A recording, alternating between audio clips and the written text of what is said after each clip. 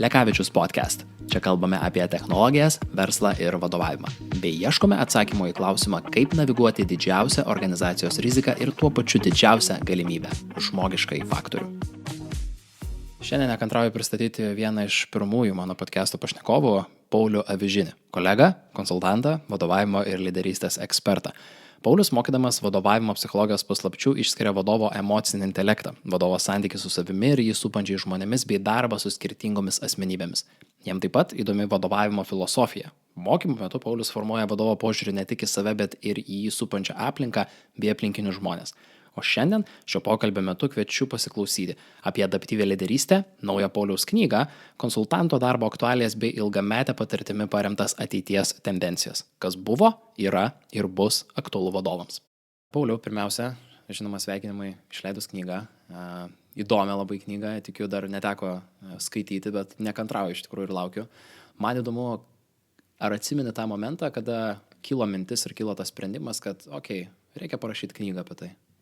Jo, šiaip tai puikiai atsimenu. Apskritai tas rašymo procesas, gal teisingiau rašymo istorija, jinai prasidėjo per karantiną labai aiškiai. Aš niekad rašyti visą laiką mėgau, bet neturėjau gal tokio reguliarumo viešo rašymo. Ir kai prasidėjo karantinas, radosi daug energijos, aš žymiai daugiau pradėjau rašyti viešai. Ir ta energija, kuri būdavo mokymuose, aš ją ten realizavau. Ir per tą laiką, per porą metų, kiek čia 3 metai buvo, aš suvokiau, kad tuose LinkedIn tekstuose aš sukaupęs esu daug tokių atvejų, kuriuos aš pats nešuosi realiai į mokymus. Prašau, kad žmonės skaitytų, mes analizuojam, tai tapo man mokymosi medžiaga. Ir kadangi tai tapo mokymosi medžiaga, aš kažkada atspausdinau tuos tekstus, taip paėmiau į ranką, žiūriu, beveik 100 lapų, atspausdinto teksto, galvoju, beveik knyga. Aha, knyga, sakai, tai buvo tas momentas, kad toptelėjo mintis. Ir aišku, po to knyga įgavo visai kitą formą. LinkedIn tekstai tapo tik tai tokie pagyvinimo vietos, o turinys kartu mūsų su Egle gavosi jau naujas. Bet pradžia buvo ten. O kalbant apie turinį, adaptyvi lyderystė, daugumai Lietuvoje dar, tikriausiai ir ne tik Lietuvoje, yra toks pakankamai šviežias terminas, nors pats kaip čia metodas, galima galbūt sakyti, sistema, jinai nėra labai jau nauja, sakykime. Galėtume galbūt tokį intro, apie ką yra ta adaptyvi lyderystė. Gerai, matyt, trumpai, gal ir esmingai, apskritai, kai kalbam apie adaptyvią lyderystę, visų pirma, tai yra tas angliškas žodis framework. Tai būtent ne metodas, ne lietuviškai mes sakom greičiausiai požiūris, adaptyvi lyderystė kaip tam tikra perspektyva. Dabar, į ką reikia turbūt greičiausiai nukreipti, kad žmonėms asociacija su adaptyvumu aš nuolat girdžiu. Tai yra tarsi lūkestis atrasti įžvalgų arba nuorodų, kaip vadovai būti lankščiam, reaguojant į žmonių skirtingumus. Tai pirma asociacija, kuri yra labai tolima nuo to, kaip ne tai, kad labai tolima, bet ne apie tai yra adaptyvi lyderystė. Apie tai gal greičiau yra situacinis vadovavimas ar situacinė lyderystė, kur tu turi, reaguodamas į žmogaus brandą, keisti arba rinkti savo vadovavimo elgesį ar stilių. Adaptyvi lyderystė turbūt lengviausia, jeigu taip trumpai šnekėti, man atsiremti į mūsų karantino pavyzdį. Karantino tai yra, kai staiga, dėl išorinio spaudimo, dėl suprantamų priežasčių, staiga visi atsidūrė namuose ir tie veikimo būdai, kurie anksčiau veikia, nebeveikia. Ir tai reiškia, kad žmonės labai greitai turėjo ne tik tai įvaldyti techninės kažkokias žinias nuotolinio darbo, bet jie turėjo labai stipriai vidumi persikeisti, permastyti, kaip jie dirba, permastyti, kas yra jų profesija, kokią jie vertę kuria. Tai čia yra pavyzdys, kaip iš tiesų įvyksta vidinė transformacija žmogaus, kuri leidžia jam kitaip veikti, kitaip dirbti ir duoda kitokį rezultatą. Tai adaptyvi lyderystė iš principo kalba apie vidinės grupės žmonių transformacijas tokias. Tik tai, kad aš dar daviau pavyzdį apie tai, kad karantinas, tai yra virusas, mobilizavo žmonės keistis. O adaptyvioje lyderystėje mes sakome, kad tai yra veiksmai, kuriais vieni žmonės mobilizuoja kitus išgyventi vienokią ar kitokią kaitą. Kaitą vardan mūsų kažkokio klestėjimo. Ir dėl to tai yra lyderiškas veiksmas, nes šiandien dar nėra jokios krizės, mes neturime jokio pavojaus, bet mes ieškome iš tiesų, įžiūrime, nujaučiame, kad tokie, kokie esame, mes tam tikrą prasme nebūtinai judame tokio ilgalaikio klestėjimo linkme, kad tai kaip mąstome, tai kokį požiūrį turime, iš tiesų pridėjus kažkokius niuansus, jie padėtų mum tapti naujos kokybės organizacija, bendruomenė. Tai vat, turbūt toks būtų gal trumpas apibūdinimas. O kokiais būdais įprastai, galima pabandyti mobilizuoti tos žmonės? Nes mobilizavimas ir vis tiek yra apie įtraukimą, apie kažkokią gal motyvavimą iš tam tikros pusės. Tai kokie galbūt būtų tokie esminiai, pagrindiniai būdai, kaip galim mobilizuoti tą žmogų iš adaptyvios lyderystės perspektyvos? Tai reikėtų pradėti turbūt nuo to, kad apskritai adaptyvi lyderystė, tai kaip sakiau, yra požiūris, kur yra bent taip mūsų vadinamas 7 praktikų grupė, žinai, kur tu nepradedi nuo veiksmų. Visų pirma, tai apskritai reikėtų turbūt pradėti bendruomeniai susivokti, kur jinai yra, susivokti apie tai, kuo mes norime tapti. Bet pagrindinė žinutė, kurią reikia čia uždėti, kuo šita lyderystė skiriasi nuo kitų, tai jeigu aš kaip vadovas, kaip žmogus staiga nusprendžiu, kuo šita bendruomenė turi tapti, tai ir pradedu imti, mobilizuoti juos ir keisti, tai maždaug ties tuo momentu ir baigėsi visa lyderystė. Tai yra šitos lyderystės pagrindinė žinutė, kad tu negali žinoti už kitus, kad tam tikra prasme tavo kaip lyderystės darbo arba mobilizavimo vienas iš žingsnių tai yra atkreipti dėmesį, kad mums kyla iššūkių, pavyzdžiui, kad mes šiandien dieną mes kalbame apie didesnius pardavimus, bet mūsų mentalitete, konsultantų mentalitete nėra vis tik tai to sampratos, pavyzdžiui, kad mes turime patys parduoti. Ir tai reiškia, kad aš galiu šitą iššūkį dėti ant stalo ir tokiu būdu šiek tiek konfrontuoti mūsų šiandieninį mąstymą, bet tai nereiškia, kad aš dabar visus kažkur nuvesiu, pakeisiu ir va toks konfrontavimas, kad tai, kaip mes esame iš tiesų regisi neveda link mūsų norimos ateities ir yra vienas iš būdų pastebėti. Ir tai gali vykti labai įvairiose vietose, susirinkimuose, asmeniniuose pokalbiuose. Bet tai yra tik tai vienas žingsnelis, kaip mes sakom, viena intervencija tai nedarbas. Tai nieko, dabar čia tik tai dramblį kambaryje pavadinai, bet nuo to žmonės nebūtinai net mobilizavosi kažką tai daryti, gal reikės daug veiksmų daryti, galiausiai reikės daug pokalbių, kad mes apie tai šnekėtumėm ir padėtumėm tą iššūkį į centrą ir kad žmonės jį paimtų savo, kad mes tartumėmės, ką man reiškia iš tiesų, kad aš noriu tą kelionę kaitos eiti ir tapti labiau parduodančių žmogumi, ką man tai reiškia ir taip toliau. Čia turbūt pagrindinis dalykas, ką reikėtų reziumė pasakyti, mes kalbam apie lyderystę kaip darbą.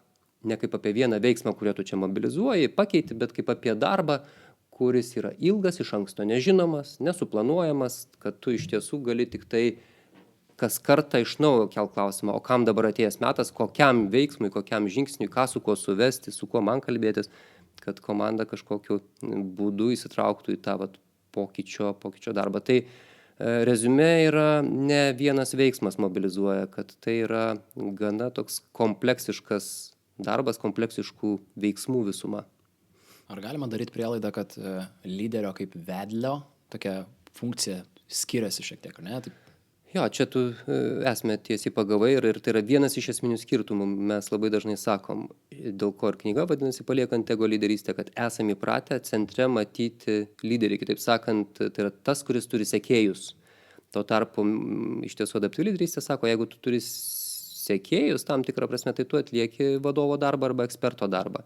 Šiaip adaptyvi lyderystė sako, kad čia nėra vedlio, kad mūsų fokusas turėtų būti ne į žmogų, kuris kažką žino, bet į sutartą arba bent jau nujaučiamą iššūkį, kurį mes turime įveikti. Kad aš esu tam tikrą prasme vedlys savo kaitos kelyje. Vienas kitą mes paremėm, galim remtis, bet mano kaitos niekas manęs negali nuvesti mano kaitoje, gali tik palaikyti.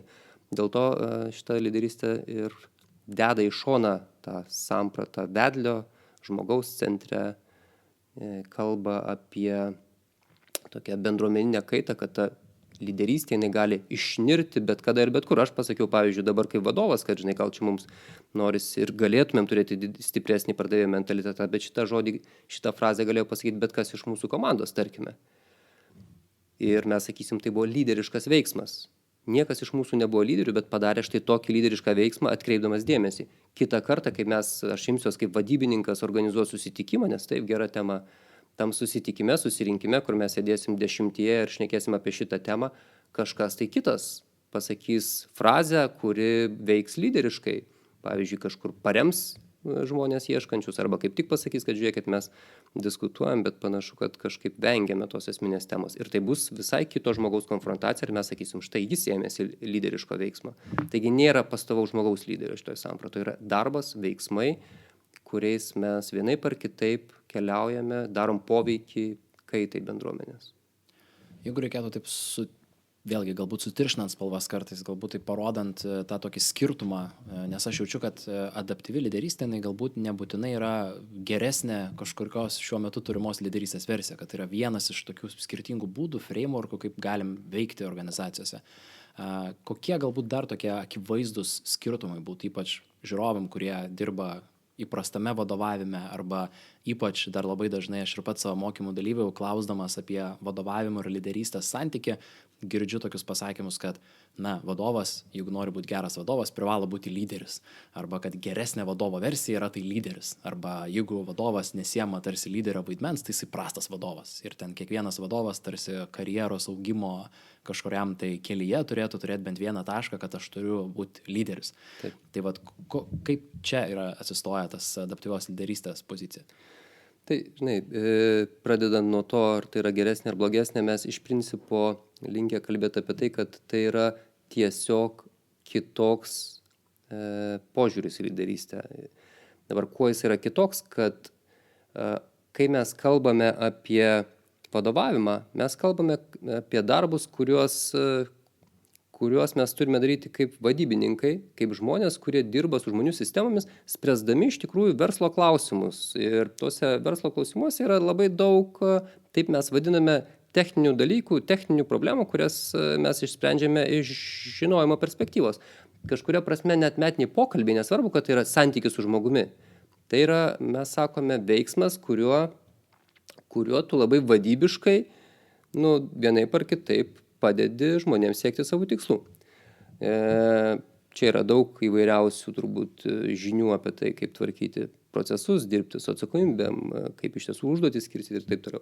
Tai aš gal truputėlį dabar jaučiu, kad nueinu į šoną, bet esminė žinutė, kad vadovas, apskritai mes sakom, tai yra vaidmuo, tai yra darbas, kurį tu darai ir tame darbe visą laiką yra daug vadybinių klausimų. Ir kai aš sakau vadybiniai klausimai, kokios aš skirties nedarau, tai yra labai dažnai sakom, žinai, kad, reiškia, vadyba tai yra, darbas su kažkuo labai tokiu mechaniniu, toks labai sausas, o po to dar įsijungia santykis su žmonėmis, vizijos dalykai ir čia jau tarsi prasideda lyderystės laukas.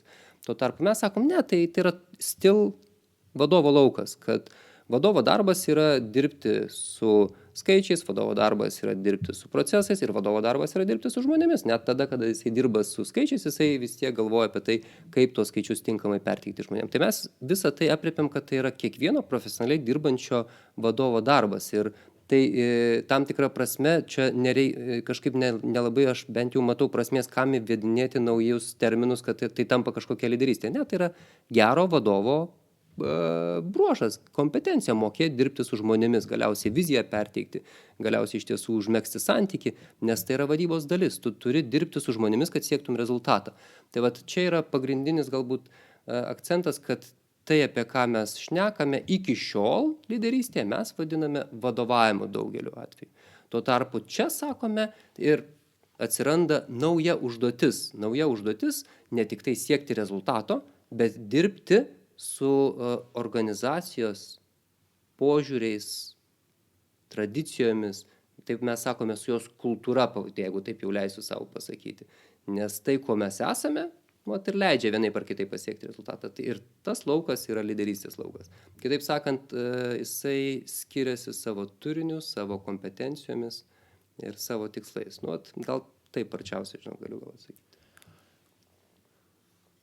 Ypač pirmą kartą, aš ir pats, kai išgirdau apie adaptyvią lyderystę, skambėjo pakankamai sudėtingai. Taip. Ir atrodo, norisi rasti tokį aišku atskirimą, bet man asmeniškai padėjo labiausiai per tokį eksperimentavimą ir pabandymą. Tai vat, pavyzdžiui, jeigu adaptyvi lyderystė skamba kaip kažkas įdomaus, ką pabandyti, ką paeksperimentuoti, nuo ko rekomenduotum pradėti? Kaip pažinti, kaip tyrinėti adaptyvią lyderystę, kaip tokį, kaip reiškinį, kaip frameworką? Žinai, aš nuoširdžiai pasakysiu, kad man sunku įsivaizduoti, kad ją būtų galima tyrinėti, nesuprantant pačio reiškinio. Tai kaip ir visame kame, aš visų pirma linkėčiau suvokti reiškinio esmę, kažkiek mes pasidalinome, bet yra autoriai, kurie, Heifetzas, Linskis, kurie visų pirma kurie rašė ir trumpus straipsnius, ir knygas, ir tada savo kelti eksperimentus. Kitaip sakant, eksperimentas prasmingas yra tik tada, kai tu žinai, apie ką eksperimentuoji. Tai gal, būtų sąžininga tai pasakyti. Visų pirma, supraskit metodiškai, teoriškai, apie ką eina kalba. O tada jau gali eksperimentuoti. O pavyzdžiui, tu, nuo ko tu pradėjai, kas buvo per eksperimentą, sakai, kad pradėjai eksperimentuoti? Iš tikrųjų, eksperimentas dabar taip begalvojantis ir labiau buvo per susipažinimą pirmiausia su pačiu reiškiniu. Tiesa, ne ypač kažkaip intensyviai išsamei galbūt, bet bent jau gebėjimas po truputėlį pabandyti jo tą tokį imtis lyderystės darbo versus žiūrėti, pavyzdžiui, kokios ten savybės turi būti lyderio. Ir tą patį ypatingai matyti ir savo darbe, ir pas klientus darbe, kad tai gali lemti vieną ar kitą dalyką, nes mes abu dirbam su vadovais, skirtingom tom temom, ar ne, ir kompanijom ir panašiai, bet kalbant būtent apie tos tokius reiškinius arba klausimus, nebūtinai iš adaptyvios lyderystės, bet su kuo susiduria vadovai. Ir ką tu girdi kiekvieną dieną. Nes tavo patirtis, jeigu gerai skaičiuojate, apie 20 metų, ar ne, jau darbo tokių su vadovais, konsultavime, mokymų vedime. Ir labai įdomu išgirsti, kuo šiuo metu didžioji dalis vadovų gyvena, arba galbūt yra kažkokie tai bendri vardikliai, kuriuos tu pastebi, kas kelia nerimą, į kokius klausimus ieškom atsakymų. Ja. Tai, žinai, visada kalbėti apie tendencijas yra tam tikras iššūkis ar rizika susiaurinti, bet aš taip, žinai, ta frazė, apsisaugojimo frazė, bet atsakymą aš turiu. Atsakymą turiu apie tą tendenciją, kurią aš jaučiu, gal dėl to, kad jinai man yra artima, kai dirbu su organizacijomis ar aukštesnio lygio vadovais, aš iš tiesų ypatingai paskutiniu metu jaučiu tą organizacijų vienokią ar kitokią formą plokštėjimo tendenciją. Ir kodėl aš tą pavyzdį noriu įgarsinti, nes jis labai gerai atspindi, tiesą sakant, ir adaptyvios lyderystės esmę. Tai reiškia, kai mes kalbame apie plokštėjančią organizaciją, mes tikimės, kad iš vieno ar kelių sprendimus priimančių žmonių galia staiga pasklinda organizacijoje. Bet tam, kad organizacijoje žmonės priimtų sprendimus ir tai nevirstų chaosu, reikalinga vis tiek tam tikra tvarka. Kaip mes įgaliojimų iš tiesų perdavimas ne tiesiog, kaip sakau, paklausiam žmonių nuomonės, po to patys nusprendžiam, bet iš tiesų turi rastis kitokia tradicija sprendimų priėmimo. Pavyzdžiui, jeigu aš kaip aukščiausias vadovas ar tiesiog aukštesnės grandies vadovas iki šiol turėjau galę spręsti ir dabar sakau, bet šiaip tai manęs ten nereikia. Šiaip šitie du žmonės, du skyrių vadovai, jie puikiai gali, nes turi visą kompetenciją, viskas, ko jiems reikia suderinti pozicijas, integruoti vienas kito poreikius, žinoti įmonės prioritetus, kryptį ir jie yra pajėgus. Tam mano galios nereikia. Ir su tuo aišku susiję, kaip mes pasidalinam informaciją organizacijoje, nes jie turi žinoti, informacija turi būti skaidri pakankamai. Bet dėl ko aš apie tai šneku, nes techninė dalis, vadybinė dalis būtų tam tikrą prasme sukurti naują įgaliojimų schemą, kad sprendimą iki šiol priminėjau aš, dabar priminės jie. Ir tai mes sakytumėm, tai yra vadybinis žingsnis. Kur yra adaptyvus iššūkis, tai kad žmonės iki šiol neturėjo tokios tradicijos. Žmonės iki šiol buvo įpratę daryti greitai, jie ateina pas mane, aš nusprendžiu, jie susipyksta, aš kaip vadovas esu tam tikrą prasme teisėjas. Ir pasakyti, kad dabar mes keičiamės plokštėjimo tvarka, plokštėjimo kryptimi, tai yra ne tik pakeisti techniškai struktūrą, bet žmonėm pasikeisti vidumi. Ir čia prasideda reikalai. Tai yra, kaip iš tiesų visų pirma žmonėms prisiimti atsakomybę, kad jie dabar staiga tampa organizacijoje atsakingi už naujus dalykus. Kaip jiem paleisti įprotį daryti viską paskubomis ir iš viso galbūt jie net neturėjo papročio ir gebėjimo tartis, integruoti vienas kito poreikius.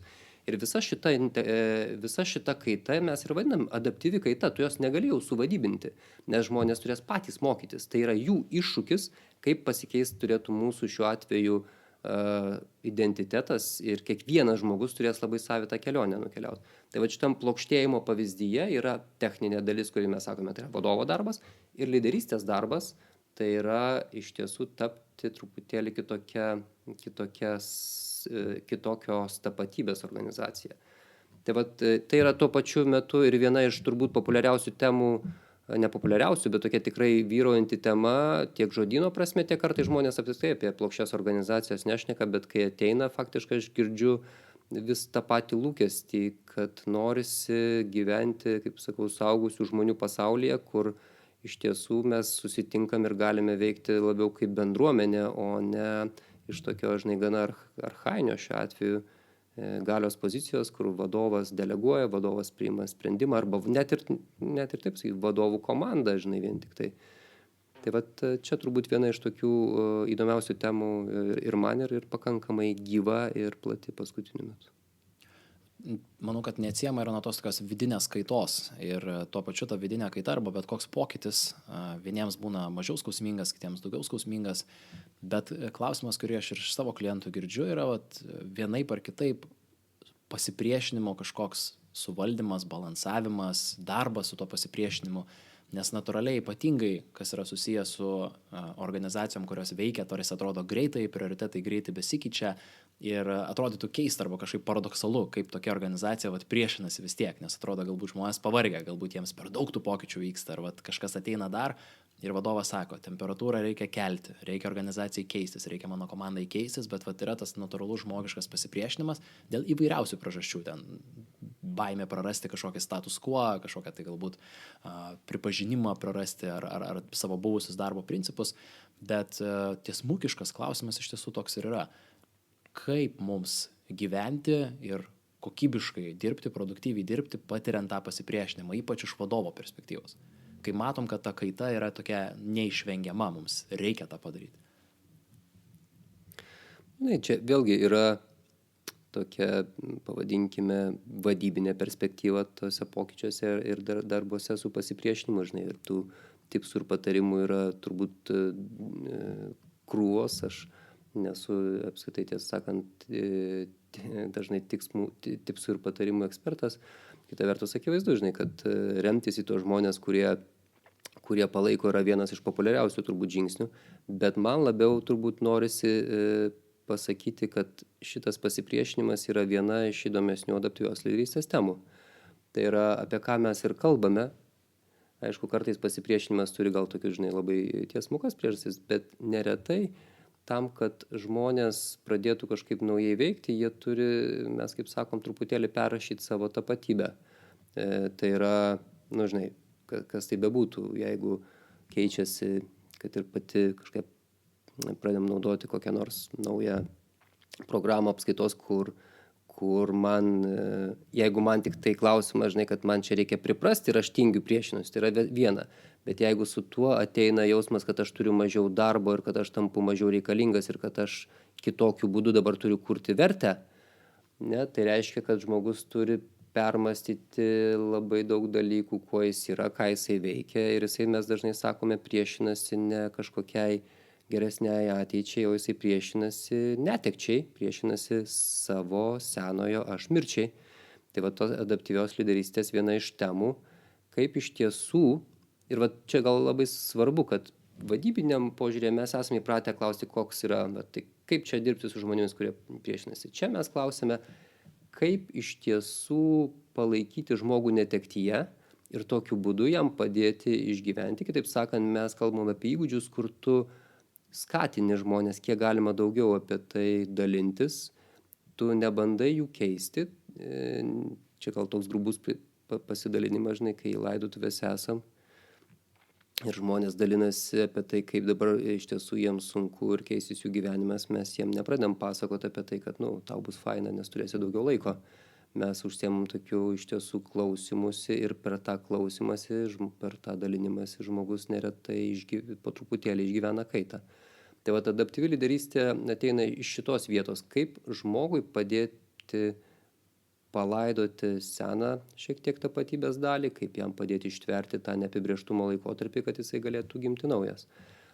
Ir tame yra labai daug tokio ir kalbėjimosi pokyčiuose, dėl to mes sakome, jeigu aš turėsiu tapti pardavėju, reiškia kaip konsultantas, turėsiu iš tiesų kažkaip perrašyti, kaip aš veikiu, aš turėsiu padaryti dalykus, kuriuo aš iki šiol nedariau ir kažką matyti nepatogaus pamatysiu, yra baimės, kaip tu sakai, kurios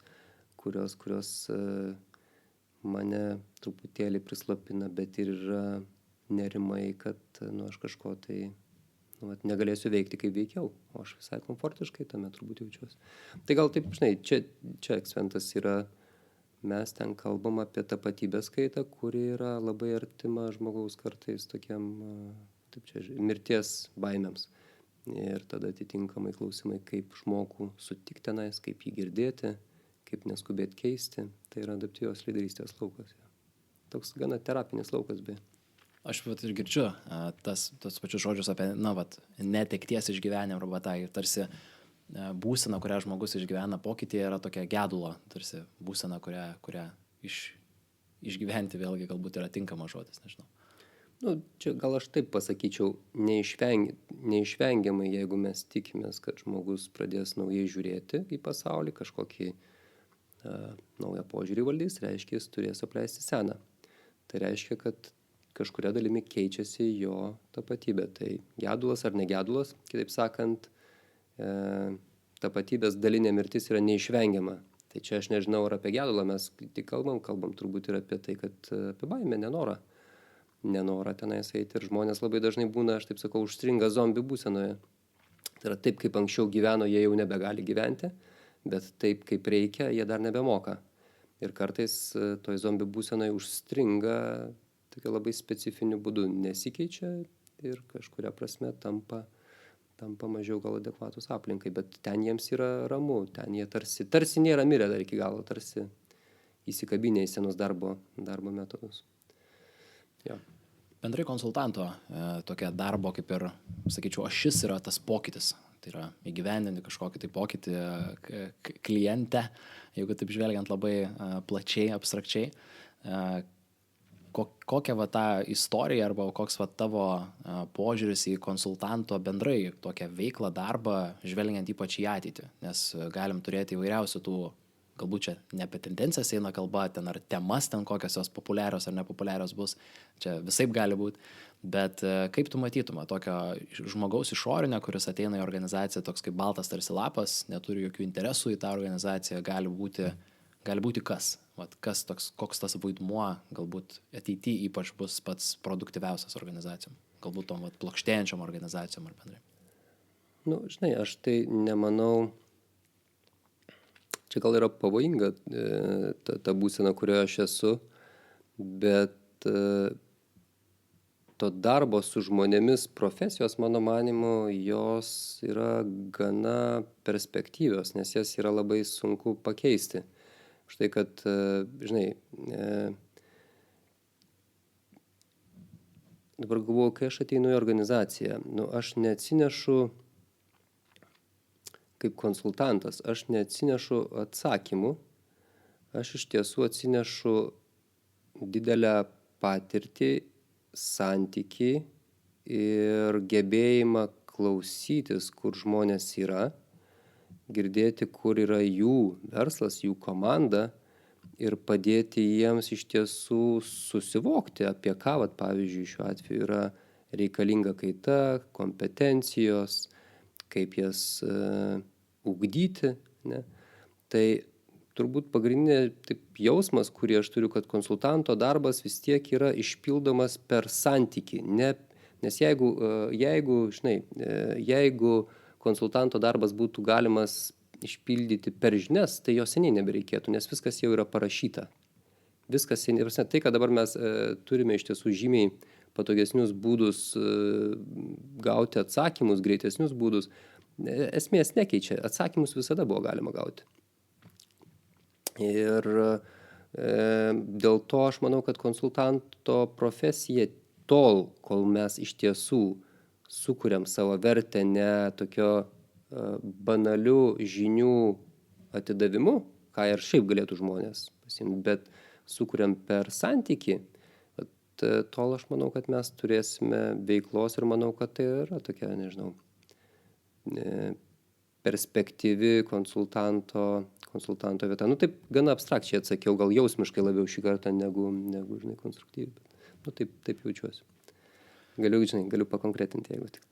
Aš manau, kad tas jausmas čia yra reikšmingiausias, nes kalbėdami apie konsultantų arba bendrai apie bet kokią profesiją, kuri yra susijusi su žmonėmis, neišvengiamai turim to tokio emocinio krūvio, darbo krūvio, to santykio kūrimo, kuris taip pat negali būti mechaniškas ar pagal kažkokią tai instrukciją, kad aš ateinu ir čia būtinai turiu ten nusišypsoti ar ne, paspausti ranką ir panašiai, kad tai nėra tokie primityvūs tiesiog žingsniai.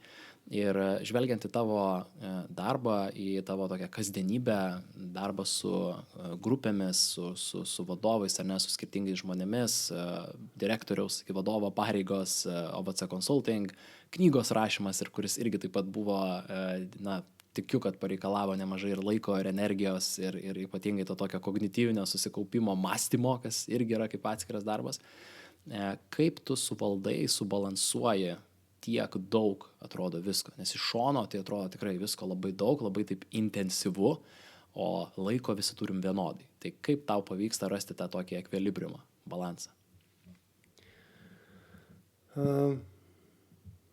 Galvoju, gal būtų sąžininga pasakyti, kad aš tikrai turiu dovaną dirbti šitoje organizacijoje, ta prasme, kad kažkaip yra erdvės laviruoti ir konstruoti organizaciją, dalinantis darbus su žmonėmis, kurie gali padėti, nes yra labai daug administracinio darbo, kurį iš tiesų mes darome kaip vadovų komanda.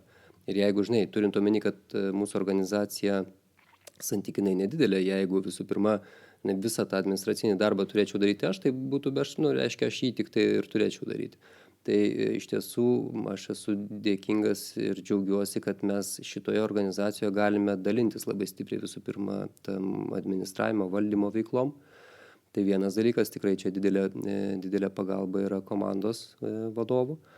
O šiaip kalbant apie mane, aš iš tiesų, jeigu tik tai darau, ką šiandien darau, aš mėgaujuosi, tai kažkuria prasme tas laikas mano yra, žinai, aš tiesiai šviesiai gal pasakysiu, aš atsikeliu šeštadienį, sekmadienį ryte, ir tai gal nėra populiaru sakyti, bet man yra gera daryti darbą, kurį aš mėgstu daryti, kurti, rašyti, kartais net ruoštis kažkokiam seminarui, jeigu aš turiu kažką tai sugalvoti, nes tada dažnai mano paaugliai atsikelia ten gerokai vėliau, su antra pusė mes šunį einam vedžioti jo apie pietus, tai va ta rytinė dalis, kada yra intensyvi, aš faktiškai visada kuriu, darau, tai va, žinai, tos dienos yra ilgesnės. Kitas dalykas, kad aš turiu tokį gana kibų mąstymą, aš negaliu paleisti minčių, jos manęs nevargina, bet jos kažkuria prasme nuolat sukasi galvoje ir jeigu aš nesu tik tai ryšyje, nebendrauju su savo artimaisiais, kada aš tikrai visiškai tada dedu tas mintis į šoną, bet jeigu aš bent kažkiek būnu vienas, aš jaučiu, kaip aš dirbu, aš nuolat siuntinėju savo žinutes į paštą, nuolat užsirašinėju kažką, tai toks gaunasi, kad tokiam, kartais tokia, žinai, jeigu gerai jaučiuosi, tokia kaip yra psichologija terminas agitacija, tokia, žinai, truputėlį, kad tu nuolat kažką darai, struktūruoji, dėlioji ir po to, kai ateina laikas, pavyzdžiui, kažkokiem tai mokymam, aš tiesiog nueinu ir aš žinau, kad aš jau turiu priparkavęs eilę pavyzdžių, dar kažką, tai man jų nebereikia ieškoti. Aš skaitydamas knygą, romaną, kaip taisyklė tenais turiu daug įžvalgų ir pavyzdžių, kuriuos aš iškart parkuoju. Kažkaip taip gaunasi, kad aš suprantu, pavyzdžiui, ryte aš atsikeliu, jeigu net ir mėgaudamėsi skaitau literatūrą ar meną, arba savo kažkokias knygas, kurios nieko bendro neturi su verslu, kažkokiu būdu labai dažnai aš ten atrandu atsakymus apie tos dalykus, kuriuos mes keliame kasdienybėj. Tai ką aš bandau pasakyti, kad man toks jausmas, kad pas mane nėra tikrai tos skirties tarsi tarp darbo, nedarbo, bet nenoriu nuskambėti, kad aš labai daug laiko skiriu savo bėgiojimo prasme, ten kažkokio tai ūkio prižiūrėjimo prasme, su savo šeima būti, bet kažkaip pavyksta integruoti galiausiai su antra pusė, mes labai, kadangi profesiškai artimai, mes labai daug turime įdomių diskusijų, kuriuose aš gaunu įžvalgų Aišku, prasideda visokie keisti sprendimai, kuriuos aš mėgstu jau tokio intensyvumo prasme, kur jeigu aš, kaip sakau, aš turiu savo tokį posakį laiko laipsnis. Tai yra, kiek tu gali nepersitemdamas sutalpinti veiklų į vieną laiko vienetą. Tai žinau, kad tu bėgioji, klausaisi podcastų, tai aš esu kažkada tokius užsiėmęs net veiklom, pavyzdžiui, turiu valandą ir aš tada bėgu, tarkime, link tos vietos, kad pasportuočiau, kur sūnus lanko būrelį, tuo metu klausausi podcasto, tada aš sustoju parduotuvę apsipirkti ir paimu sūnų su jau kažkokiu šėrinimosi mašina iš jo būrelio, mes kartu tenais padarom kažkokį tai namų darbą, ir aš grįžtu. Tai tokius sprendimus man patikdavo ieškoti, kad, sutalpinti į vieną laiko vienetą, bet kad tai nebūtų varginančiai pernelyg. Tai aš taip, nebuvau pasiruošęs prisipažinti šitam klausimui, bet turbūt gal spontaniškai tai būtų. Aš išgirdau labai tokį gerą raktinį žodį, tai yra integravimas, kur ilgą laiką ir tikriausiai ir dabar yra nemažai tų tokių, sako, tarsi gyvenimo ir karjeros balansas, arba čia reikia atskirti labai aiškiai. Ir aš savo irgi tą atsakęs jau esu kuris laikas, kad iš esmės tai yra integracija ir tai, ką tu kalbi, labai man irgi rezonuoja. Man yra lygiai tas pats. Kiti galbūt pažiūrėjo į kalendorių, ten nustebtus, kaip ten jo, šeštadienį, 6 ryte keltis ir ten jo ruoštis kokiam mokymam. Ir kas būna keisčiausia, kad aš kaip tik tai neatima iš manęs energijos, bet netgi suteikia. Aš jaučiu, kad aš ten kelias valandas, ten šeštadienį ir sekmadienį pradirbęs, ten jo šeimyna atsikelia ir atrodo, aš net daugiau energijos turiu, aš kažkoks užsimotyvavęs, užsihaipinęs, toksai atrodo, ta energija kyla. Čia, manau, galbūt atsiranda tas noras kartais turėti kažkokių tai produktyvumo tipsų ar triksų bendrai tokiai visuomeniai. Iš vadovo aš vis galbūt rečiau tą girdžiu, bet čia tikriausiai toks didžiausias patarimas yra tiesiog mėgti tai, ką darai ir atrasti tą veiklą, kur gali integruoti tiesiog į gyvenimą, atrodo net nepastebimai. Jo, čia būtent tai, ką tu sakai, svarbiausia, kai tai kalbam, ko labai svarbu išvengti, tai yra aš nesijaučiu persitempęs, nes kai tik tai pradedu jaustis, yra momentai, kada aš jaučiuosi persitempęs. Tai dažniausiai būna susijęs su veiklom, kurių aš nenoriu arba kurios yra nemalonios. Šiaip yra labai svarbi vieta, aš tikrai labai stipriai žiūriu tą vidinį savo termometrą. Jeigu kažkada tenka pabūti kažkokioje didesnėje įtampoje, aš visada galvoju, kaip aš po to atsipalaiduosiu, Bet tas didelis tempas, turiu pripažinti, savaime jis man įtampos nekelia, aš jaučiuosi gana komfortiškai, nesijaučiu pervargęs, aš kartais kai atostogos prasideda, galvoju, kad šiaip tai man kaip ir nereikia, aš visai gerai jaučiuosi, Išeinu iš atostogų, man dar būna sunkiau sugrįžti, po to.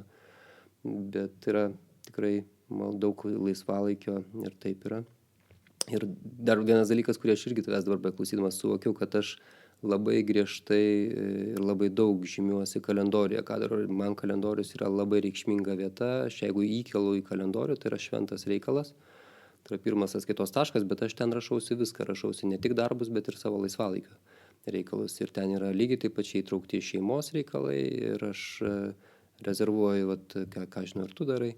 Net jeigu aš turiu paimti sūnų, tai tas laikas yra rezervuotas, nes neturiu tiek daug laiko, kad aš galėčiau paaukoti, tą valandą, kol aš jį parvežu, kur mes pabendraujam, pabūname. Tai jis turi būti kalendoriuje, kad aš jį galėčiau apginti. Tai jis man lygiai tiek pat reikšmingas, kiek susitikimas su kurios nors įmonės vadovu. Ir aš lygiai taip pačiai apsaugosiu ir dėrėsiuos ir dėl vieno, ir dėl kito. Aišku, su sūnum lengviau susitarti, Ja. Čia šiaip kalendoriaus geras pastebėjimas, nes pas mane lygiai taip pat aš turėjau periodą, kai iš vis žymėdavau viską, ten absoliučiai, ten vos ne dušas, kiek laiko ten užtrunka. Tai kurį laiką jau taip numečiau, taip detaliai nebereikia. Bet tikiu, kad čia viskas susiveda į tą tokį, kam aš optimizuoju. Lietuviškai gal keistai skamba, čia toks angliškas what I'm optimizing for, koks tas mano yra tikslas. Ir dažniausiai tas optimizavimas prasideda nuo kažkokio klausimo, bent jau man, kad irgi kaip į mažesnį laiko tarpą sutalpinti kažkokio tai produktyvumo. Net kalbant apie klausimus, irgi vienas dalykas, kuris man labai yra įdomus, tai vadovai bendrai arba tiesiog mokymų dalyviai į tave kreipiasi įvairiausiais klausimais.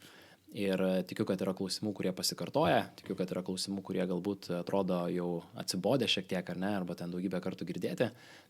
Bet tu žvelgdamas bendrai savo klientų tokią visumą, kaip manai, kokių klausimų, ar vieno, ar kito, ar daugiau pavyzdžių, kokių klausimų trūksta. Ir tu manai, kad vadovai turėtų dažniau klausti tokį klausimą. Šiaip tai žinok, aš net nežinau, ar taip jau galėčiau sąžininkai pasakyti, kad manęs kažko tai taip klausia, dažnai ateina su savo dilemom, kurias mes, sprendžiame arba į mokymus. Dabar kokių dilemų arba kokių klausimų trūksta per mažai. Manai, kad tai turėtų būti aktualiau, negu yra dabar?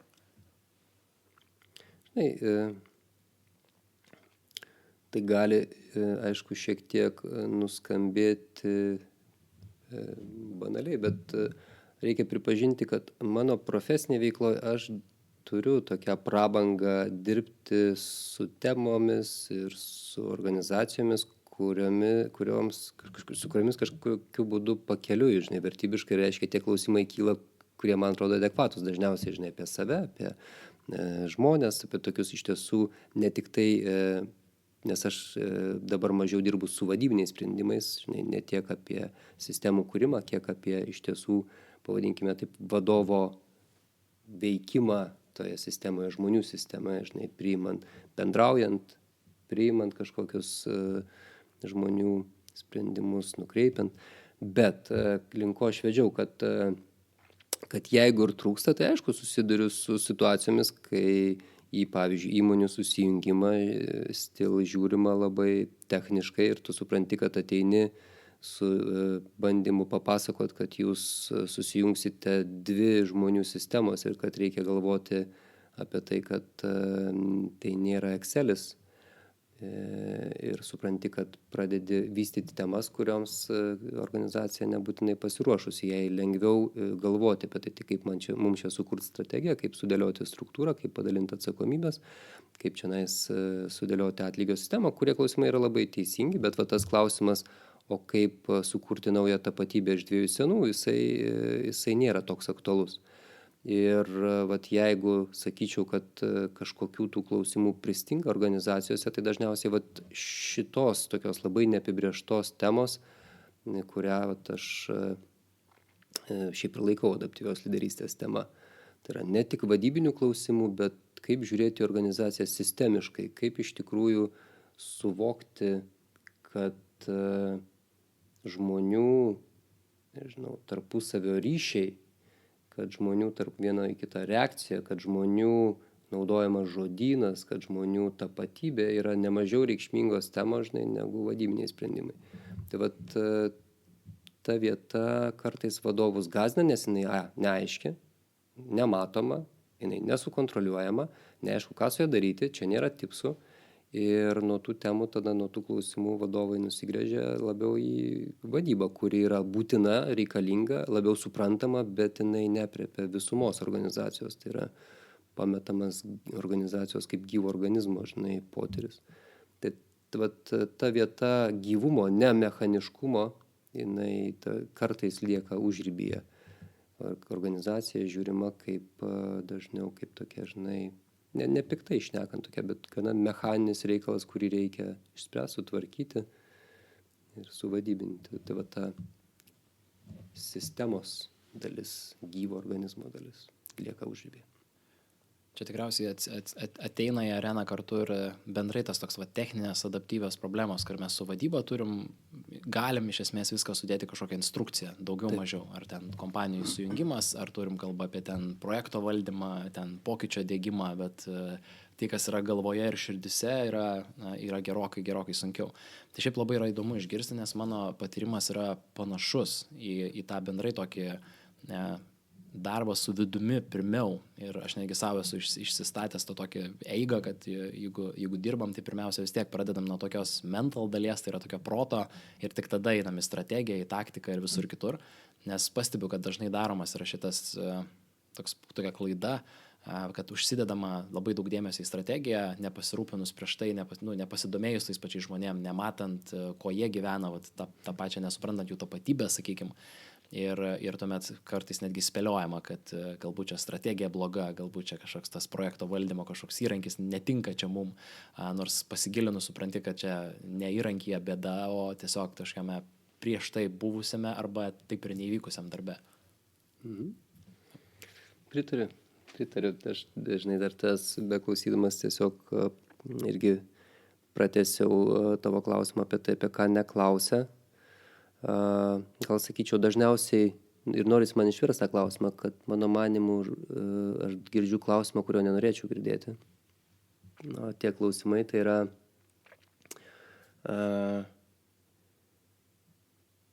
ką man daryti. Keistai nuskambės, bet aš paaiškinsiu, ką aš turiu menyje. Labai dažnai, mano manimu, vadovai užmiršta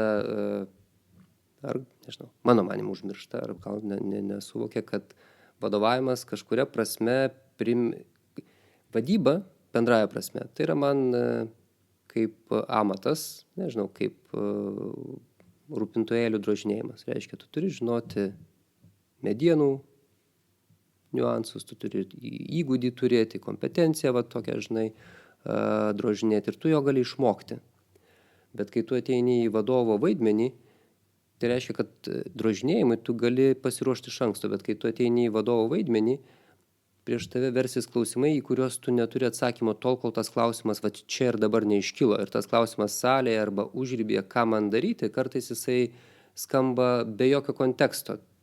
Visai kitaip skamba, jeigu mes neriam į situaciją, žiūrime, koks kontekstas ir svarstome, ką eksperimentuoti, kaip šitą situaciją vertinti ir su kuo pabandyti eiti. Tai yra viena, bet tas iš tiesų dažnas labai vadovų klausimas auditorijose bendrai, ką man daryti, jeigu žmogus priešinasi. Jisai, šito klausimo aš nenorėčiau, nes jisai parodo mano manimu, kad vadovas iki galo nesupranta vaidmens, arba jisai, tiesą sakant, aš taip grubiai pasakysiu, aš nesu tikras, ar jisai pajėgus būti vadovu. Nes tokį klausimą užduoti auditoriją, tai yra nesuvokti pasaulio kompleksiškumo ir nesuvokti, kad šitas klausimas neatsakomas čia auditorijoje, kad tu turi iš tikrųjų labai nerti į situaciją, įvertinti, kad tu galėtum atsakyti, ką daryti.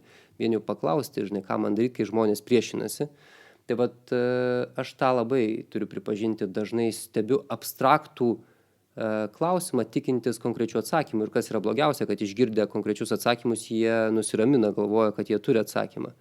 Tai mane tas labiausiai glumina vadovo pasaulyje, kad tik kalbėjau apie rūpintojėlį, bet mano manimu vadovo užduotis, ką man daryti, šitas klausimas yra keliamas vadovui, net tarsi, nes tai yra kūrybos aktas. Ką daryti, tau reikės nuspręsti, kai tu matysi žmogaus mimikas, turėsi kontekstą istorinį jo, turėsi kontekstą organizacijos, turėsi verslo kontekstą ir tada prieš tave veriasi klausimas, kaip tau reaguoti į šitą situaciją, kurią tu matai. Ir čia negali būti iš anksto paraštų atsakymų.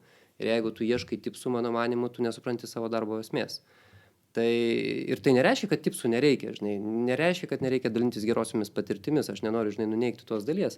Tiesiog aš per dažnai sutinku nenorą matyti pasaulio kompleksiškumą ir bandymą jį supaprastinti.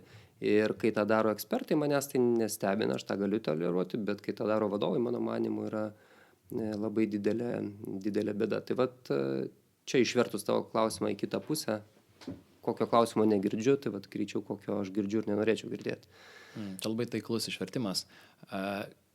Kalbėdami apie tą tokį norą tipsų arba norą tokių greitų atsakymų, aš dažnai jaučiu tokį neišsakytą saugumo poreikį, kad yra situacijas, kurią aš nežinau, ką daryti, man reikia, kad kažkas man iš šalies pasižiūri, konsultantas ir sako, daryk taip ir taip, o to ir to nedaryk ir tau pavyks. Ir iš tiesų, ir aš irgi tą patį matau, kad žmogus tarsi nusiramina, tokia, galim sakyti, išgeria piliulę, atrodo, situacija pagerėja. Bet kita vertus, iš kitos pusės, iš vadovo perspektyvos, aš irgi galiu suprasti tą neapibrėžtumo baimę, tą tokią neaiškumo baimę. Taip. Ir man labai patiko tavo LinkedIno irgi vienas rašinys apie tai, kad kol mes jaučiam nerimą, tol mes esam gyvi. Bet kartu, kai jau jaučiam tą nerimą, atrodo, norisi kažkokios pagalbos. Kaip gyventi tame nerime, kaip pasitikti tą neapibrėžtumą. Ir galų galia tikrai pagalvojus, visą laiką mes galim to neapibrėžtumo turėti labai daug ir ne visą laiką mes jį įsisąmoninam. Tavo tas duotas pavyzdys, susitiksim pirmadienį. Nu, gal susitiksim pirmadienį, gal ir nesusitiksim. Kaip manai, vat, tas neapibrėžtumo ir tas santykis galbūt į neapibrėžtumą, kas galėtų mums padėti taip gyventi produktyviau, nes kartais tas nerimas, jisai būna produktyvus tik iki tam tikro taško, po to pradeda varginti ir tas jėgas kaip tik sekina. Taip.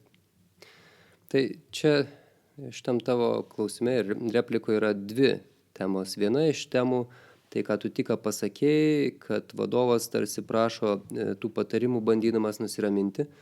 Ir čia yra dar viena iš temų, kurią mano manimo vadovai apeina.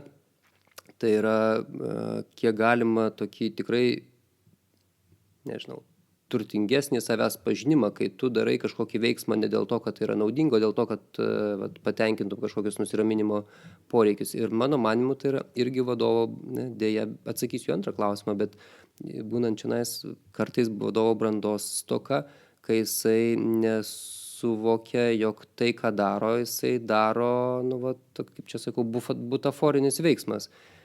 Jisai negavo atsakymą, bet jis nusiramino. Ir tai yra bėda. Tai reiškia, kad jisai gali daug dalykų daryti. Jisai gali iš tiesų organizacijoje, kai kolega pastabą pasakė, įsižeisti ir nesuvokti, kad įsižeidė ir kažką tai padaryti tam, kad nusiramintų po to įsižeidimo. Tai ką aš bandau pasakyti, kad vadovų tokia asmeninė, šiuo atveju emocinė branda, tebūnie taip tiesiai, ar savęs pažinimas yra irgi gana netoks jau, gal sakyti, retas, nesąžininga, bet klausimas arba tema, kur yra apleidžiama. Nes jeigu tu suvoki, kad tau, žinai, yra neramu, tai yra kartais iš tiesų būdai mokytis buvoti tame nerime, bet svarbiausia turbūt nesirinkti nekokybiško elgesio. Bet tai čia turbūt apie savęs pažinimą labiausiai norėjau pasakyti, bet grįžtant prie tavo klausimo apie nerimą.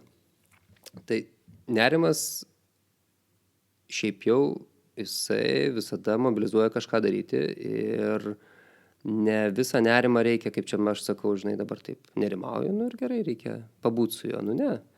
Jeigu aš išėjau iš susirinkimo, nerimauju, aš labai dažnai klausiu, apie ką tas nerimas yra. Ir tada galvoju, šiaip mano manimo, va, toj vietoj Tomas pasakė repliką, į kurią aš nesureagavau. Ir dabar suprantu, kad mane tai neramina, nes Tomas išėjo galbūt nesutinkamiausią nuomonę. Ir tas nerimas reiškia, man rodo, kad aš turiu kažką tai taisyti, aš galiu grįžti pas Tomą, galiu pakalbėti, kad, žinai, man atrodo, kad vis tik tai mes ten praleidome ir nerimas atlieka savo darbą. Jisai tau parodė, kad tau kažką reikia ištaisyti, kažkokią grėsmę peitą, ne? Tai yra būdai, kada mes iš tiesų turime išmokti atpažinti mums nerimo siunčiamas žinutes ir paversti jas veiksmu. Ir tai yra visos žmonijos pagrindas, tai yra darbo dalis, va, tai yra irgi emocinė kompetencija, apie ką yra nerimas ir kaip man tai paversti veiksmu. Bet jeigu tu negali paversti veiksmu, tai tada klausimas iš tiesų, ką tu čia bandai daryti. Ir tada pradedi kurtis nereikalingus, vat, kaip sakau, veiksmus. Vat, nerimauju dėl rytojaus susitikimo, bet aš nieko negaliu padaryti, nu, tai tada aš galiu ruoštis ilgai. Nu, jau seniai pasiruošiau, šeimos atiminėjau laiką, bet aš toliau raminuosi ruošdamasis. Tai va tada sakau, kad šitoks veikimas jisai nerima truputėlį netinkamais būdais mažina ir tiesą sakant vis tiek nesumažina. Ir tada mes sakome, kad yra laikas veikti, kad mažėtų nerimas, o yra laikas iš tiesų tada savo padėti nerimaujant. Galbūt su relaksacija, galbūt su kitais būdais, galiausiai susitaikyti, kad to nerimo iki galo tu nepanaikinsi. Kažkuria dalimi sumažinti reikia, kad jisai neišvargintų. Bet susitaikymas ir truputėlį reframinimas, kad nu, tai yra mano gyvo dalis, jisai ne pats nerimas išvargina. Santykis į tą nerimą išvargina. Jeigu aš rytoj laukiu renginio, kuris mane neramina ir viduje neįsisąmoninu, kad jis yra ir taip bandau tarsi užstumti ir tokiam yra įtampos, ta įtampa, būtent santykis į tą neapibrėžtumą, jis yra toksai įsitempęs. Bet jeigu aš savo atrandu žodyną iš tiesų, nebanaliai, bet kažkaip egzistenciškai susitaikyti, kad tai, ką tu sakei, kad tai yra apie gyvybę, kad aš renkuosi šitą profesiją, kad kažkas bus rytoj naujo ir kad tame yra nerimo, kad tame yra gimimo džiaugsmas, neapibrėžtumas nedingsta, bet atsiranda kitoks santykis į jį. Ne, tai šiuo atveju gal reikėtų tai pasakyti, mes čia kalbam truputėlį terminai šokinėjo, neapibrėžtumas ar nerimas, bet norėjau pasakyti, kad neapibrėžtumas išvargina, bet mūsų santykis į neapibrėžtumą. Tai vat rezumė toks ir yra. Yra laikas iš tiesų reaguoti į emocijas ir paversti kažkokiu veiksmu. Yra laikas padėti savo meditacijom, pasivaikščiojimais, savęs mylėjimo ir kitais būdais šiek tiek iš tiesų paramą gauti savo vidinę. Ir yra būdas iš tiesų priimti, kad kažkuria dalimi tam tikra mūsų emocija yra neišimama ir tai yra mūsų gyvenimo dalis.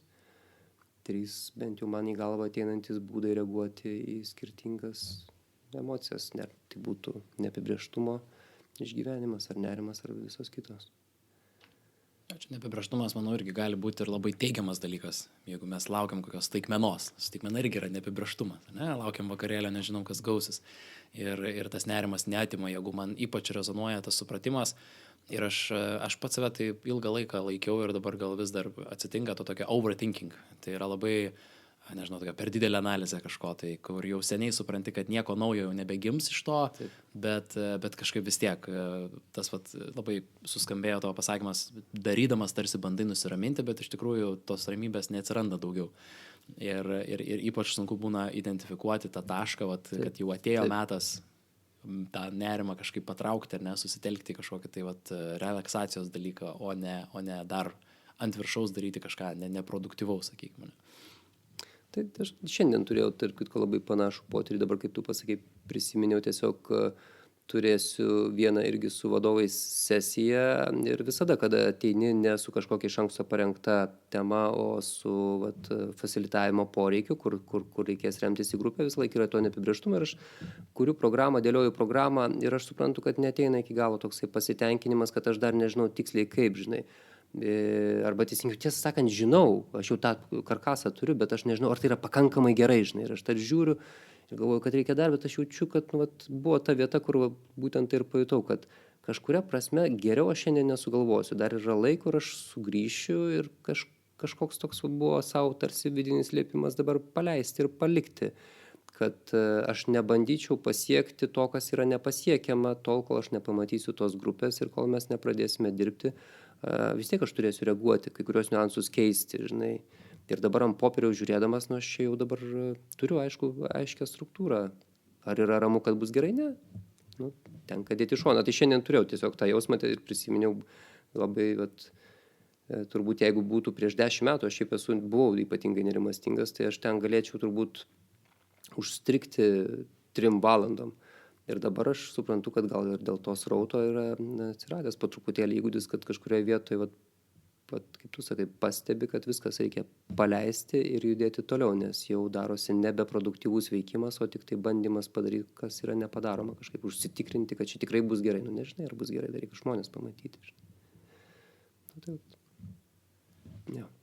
Tavo Eglės Duonės knyga Paliekant ego lyderystę, rašydamas ją, ar turėjo minty, kas yra tavo skaitytojas? Kas girdi, ar atpažintų save, kam ši knyga skirta? Žinok, šitas klausimas yra, galvoju, kaip jį čia pavadinti, norėjau pasakyti keistas, norėjau pavadinti vėliau kultinis, bet gal tai pasakysiu, jis buvo nuolat gyvas ir aš su juo niekad neradau santykio. Aš jį girdėjau ne kartą, manęs nuolat klausė, aš jį nuoširdžiai bandydavau atsakyti, kol aš supratau, kad aš neturiu labai aiškaus vaizdo ir kad tai sąžininga, kad aš jo net nesistengiu turėti. Vienintelis dalykas, ką aš stengiausi daryti, arba mes stengiamės daryti knygoje, tai buvo iš tiesų palengvinti skaitymą. Tai yra, galvojau, kaip rašyti, kokius intarpus dėti, kokius akcentus ten kažkur išryškinti, kad ta knyga nebūtų pernelyg sudėtinga skaitytojui. Bet niekad nevizualizavau, kam jinai skirta, nes pagrindinis tikslas buvo turbūt visų pirma ne sukurti produktą, atvirai pasakius, kažkam tai, o suprasti reiškinį. Ir tada aš kažkuria prasme ir leidžiant, nežinau, kokį čia tą tiražą leisti, nes tema yra pakankamai sofistikuota, žinai, ne visada lengva ją atskleisti, ar čia iš viso tų skaitytojų rasis, nežinai, kad čia tą didelį tiražą leisti ir pasirinkom santykinai nedidelį tiražą. Bet tikiu, kad pagal viską, kaip viskas vyksta, kad gal iš tiesų teks ir daugiau išleisti, tas mane netikėtai džiugina. Bet rezumė toksai, kad pagrindinė žinutė buvo fokusas, ar teisingiau, pagrindinis fokusas buvo į suprasti mums su Egle adaptyvios lyderystės reiškinius, kiek ten jų yra. Ir tai buvo didžiausias džiaugsmas, didžiausia dovana, nes buvo dalykų, kuriuos mes atradom naujai, atradom naujus savo pavadinimus, kažkokius naujas lietuviškai sąsajas. Tai nėra kažkokia jokia nauja teorija, jinai ne mūsų yra, žinai, bet tokia buvo daug atradimo džiaugsmo ir į tai fokusavomės, o ne į produktą, kuris skirtas kažkam. Aš taip klausydamas jaučiu tokią keistą susijimą pačios adaptyvios lyderystės kaip frameworko ir ėjimo į tos knygos pažinimą, kad šiek tiek neapibrėžta, šiek tiek neaišku, nėra instrukcijos, nėra 5, avatarų, kas ras tą knygą kaip labai naudinga. Tad nuo savęs tikrai galiu pasakyti, kad verta leistis į tą kelionę ir smalsauti ir tyrinėti ir tuos pačius reiškinius ir pažinti per tos reiškinius save. Tai labai ačiū, Pauliau. Ačiū, Tomai.